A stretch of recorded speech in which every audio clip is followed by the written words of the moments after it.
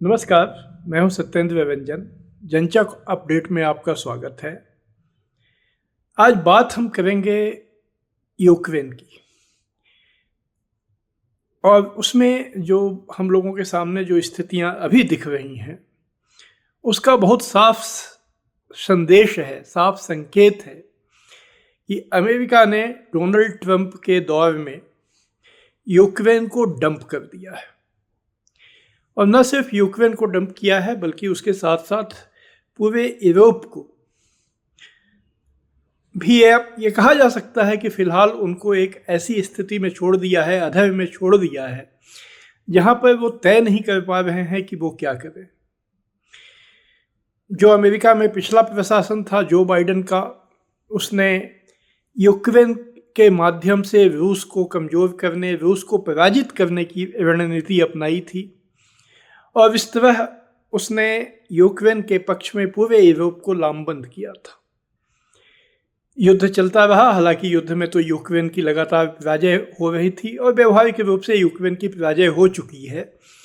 वो युद्ध केवल एक, जिसे वॉर ऑफ एट्रिशन कहते हैं, तो वो वॉर ऑफ एट्रिशन यानी वो एक जिस युद्ध को दोनों पे से कोई पक्ष, एक पक्ष कहीं आगे ले जाने में सक्षम नहीं है जबकि दूसरा पक्ष यानी रूस उस युद्ध को एक फ्रोजन अवस्था में, एक जमी हुई अवस्था में रखने की स्ट्रेटजी पर चल रहा है।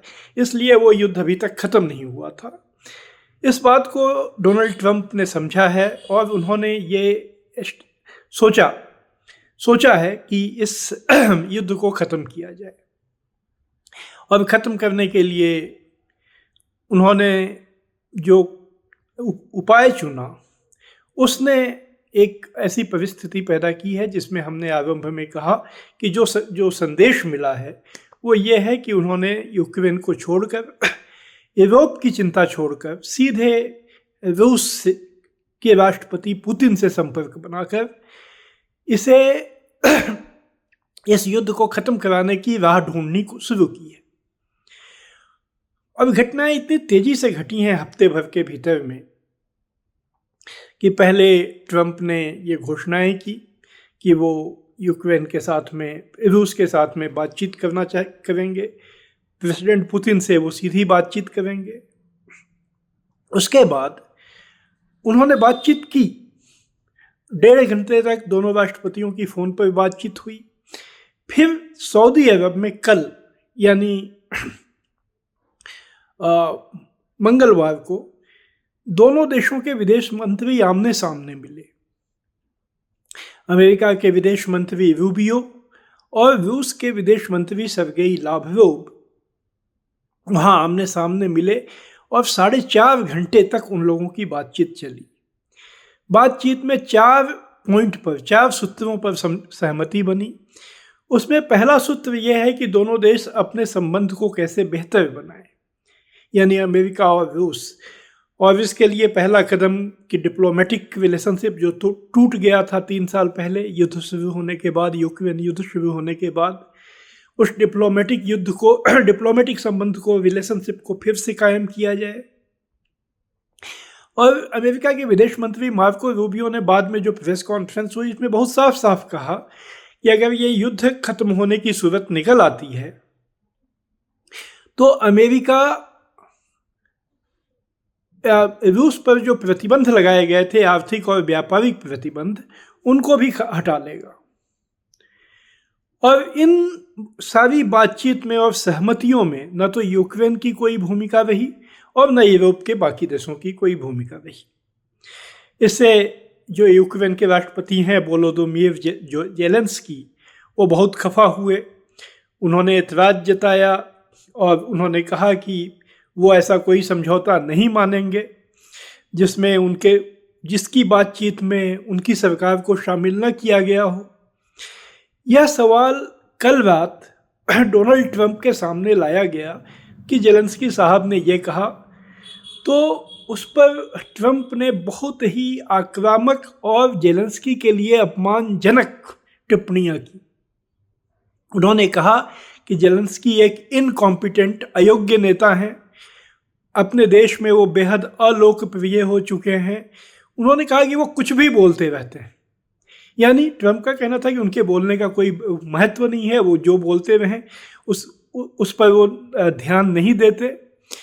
और उन्होंने कहा कि अगर जेलेंस्की चाहते थे कि बातचीत से युद्ध को ख़त्म किया जाए तो 3 साल उन्होंने क्यों नहीं ख़त्म किया। और उससे जो बड़ी बात उन्होंने कही कि ये युद्ध जेलेंस्की ने शुरू किया। अभी तक अमेरिका और यूरोपीय देश युद्ध शुरू करने का आरोप रूस पे लगाते रहे हैं। वो बार बार राष्ट्रपति पुतिन पर ये आरोप लगाते रहे हैं कि उन्होंने एक संप्रभु देश पर हमला किया, जबकि रूस और जो ग्लोबल साउथ के जो देश हैं उनकी एक अलग समझ है। उनकी समझ ये वही है कि ये हमला करने के लिए रूस को मजबूर किया गया और ये पश्चिमी साम्राज्यवादी नीतियों के तहत किया गया, जिसके तहत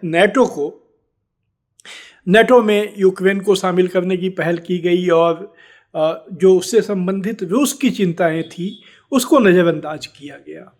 आज इसी बात को ट्रंप स्वीकार करते हुए दिख रहे हैं। वो कह रहे हैं कि रूस की चिंताएं जायज।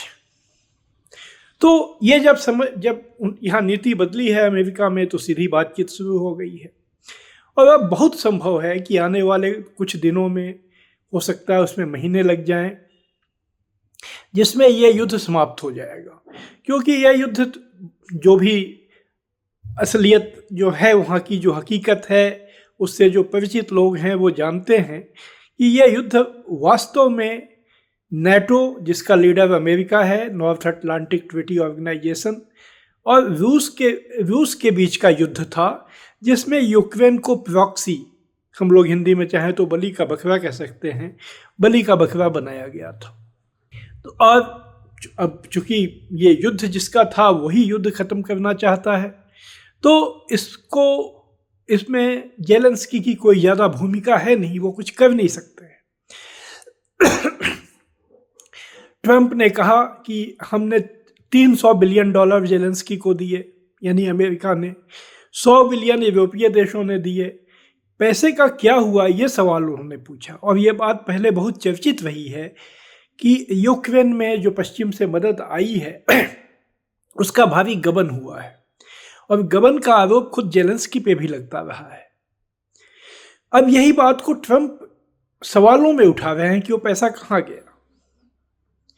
तो कुल मिलाकर परिस्थितियां ऐसी हो गई हैं कि यूक्रेन के वश में कुछ अब है नहीं, और असल में देखा जाए तो बाकी यूरोपीय देशों के वश में भी कुछ नहीं है। ये जो नीति अमेरिका ने बदली, तो फ्रांस के राष्ट्रपति इमैनुअल मैक्रों ने यूरोपीय देशों की एक बैठक बुलाई पेरिस में। बीबीसी ने अपनी खबर में कहा है कि वो बैठक नाकाम हो गई।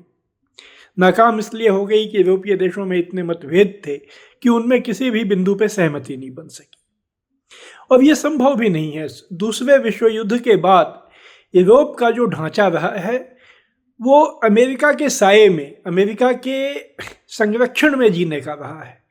अगर अमेरिका ये साया अपना हटा लेगा तो यूरोपीय देशों की हालत अनाथ बच्चों की जैसी हो जाएगी, जो कि अब हो रही है। और ये हम लोगों ने देखा, अभी जब म्यूनिख सिक्योरिटी कॉन्फ्रेंस हुई तो वहाँ पर उसके जो आयोजक थे, प्रमुख आयोजक, वो समापन भाषण देते हुए रोने लगे, उनके आंख से आंसू आने लगे, ये कह के कि अमेरिका हम लोगों से अलग हो रहा है। तो ये सारी चीज़ें ऐसी हैं जो ट्रंप के सत्ता में आने के बाद एक इसमें ड्रामेटिक, नाटकीय बदलाव आया है। और वो नाटकीय बदलाव का नतीजा है कि यूक्रेन में, चूँकि ट्रंप पहले भी कहते रहे कि अगर मैं राष्ट्रपति बना तो मैं इस युद्ध को ख़त्म कर दूंगा, और ये अब वो करते हुए दिख रहे हैं। ये ट्रंप क्यों कर रहे हैं, इस सवाल पर अब दुनिया इसे समझने की कोशिश कर रही है। इसमें एक नज़रिया ये उभर कर आया है कि ट्रंप पावर पॉलिटिक्स में यकीन करते हैं, यानी शक्ति की राजनीति, जिसके पास शक्ति है वही चीज़ों को तय करेगा, इसमें वो यकीन करते हैं। और इसीलिए वो दुनिया के जो शक्तिशाली नेता हैं उनसे टकराव के बजाय उनसे वो संवाद की पहल करने की बात वो पहले भी करते थे। और उन नेताओं में जिसकी वो गिनती करते हैं उसमें व्लादिमीर पुतिन भी हैं। तो उन्होंने अपनी पावर पॉलिटिक्स के तहत पुतिन के साथ में उन्होंने संपर्क किया है। उन्होंने इस बीच हालांकि चीन के साथ संबंधों में कई पेच हैं, ताइवान का मामला और भड़कता हुआ ही लग रहा है, लेकिन फिर भी उन्होंने शी जिनपिंग की तारीफ की है, चीन को एक दुनिया में उसकी महत्वपूर्ण भूमिका की बात की है और यह कहा है कि वो चीन के साथ अच्छे संबंध बनाने की कोशिश करेंगे। तो जो पावरफुल है वो पावरफुल के साथ वो उसके पावर का सम्मान करते हैं या पावर को सिर्फ वो मानते हैं कि शक्ति ही दुनिया अंतिम चीज है और वो बाकी जो नियम कानून विश्व व्यवस्था ऐसी बातों में उनका कोई यकीन नहीं है। ये उन्होंने पहले भी वो संकेत दिया था। इस कार्यकाल में तो अभी महीना भर भी उनको नहीं हुआ है व्हाइट हाउस में आए हुए, इस दरमियान ही उन्होंने अपनी इसी सोच के तहत कहा जा सकता है कि सारी दुनिया में एक उलटफेर कर दिया है या उलटफेर करते हुए वो दिख रहे हैं। उसका लाभ फिलहाल रूस को मिल रहा है। यूक्रेन में भी अगर युद्ध रुकेगा तो वहाँ के लोगों को भी लाभ होगा क्योंकि उनके जीत की कोई संभावना नहीं थी और हर रोज यूक्रेनी लोगों की भी जान जा रही थी। तो खैर अभी एक स्थिति ऐसी बनी है जिसमें यूक्रेन युद्ध खत्म होने की संभावना मजबूत हुई है। उम्मीद की जानी चाहिए कि यह प्रयास आगे बढ़ेगा। हालांकि डोनाल्ड ट्रंप जिस तरह एक अस्थिर मानस के व्यक्ति हैं, वो कब इन नीतियों से उनकी नीति बदल जाएगी इस बारे में अनुमान लगाना भी मुश्किल होता है, इसलिए उन्हें अनप्रेडिक्टेबल नेता कहा जाता है। तो देखना होगा उनकी अनप्रेडिक्टेबिलिटी क्या किस तरह और किस दिशा में जाती है। आज बस इतना ही। आप सबको मेरा नमस्कार।